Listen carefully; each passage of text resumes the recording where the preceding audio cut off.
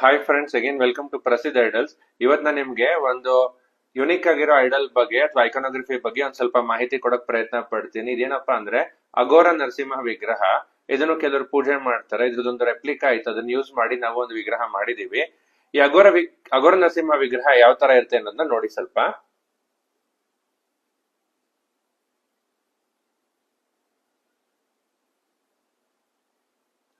ಸಿಂಹಾಸನದ ಮೇಲೆ ಕೂತಿದ್ದಾನೆ ನರಸಿಂಹ, ತನ್ನ ಕೋಪವನ್ನು ತೋರಿಸ್ತಾ.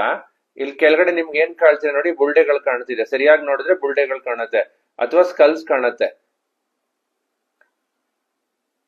ಎನಿಮೀಸು, ಇಗೋ ಅಥವಾ ಶತ್ರು ಸಂಹಾರ ಅದನ್ನ ಪಿಕ್ಚರೈಸ್ ಮಾಡ್ತಾ ಅಘೋರ ನರಸಿಂಹನ ವಿಗ್ರಹ ಈ ತರ ಬರುತ್ತೆ. ಸೊ ಇದು ಅಘೋರ ನರಸಿಂಹನ ವಿಗ್ರಹ ಒಂದು ಅಥವಾ ಪ್ರತಿಮೆ. ಓಕೆ, ಇದು ಸುಮಾರು 4 ರಿಂದ 5 ಇಂಚ್ ಅಷ್ಟು ಉದ್ದ ಇದೆ. ಇದು ಸ್ವಲ್ಪ ಟಿಬೇಟಿಯನ್ ಅಥವಾ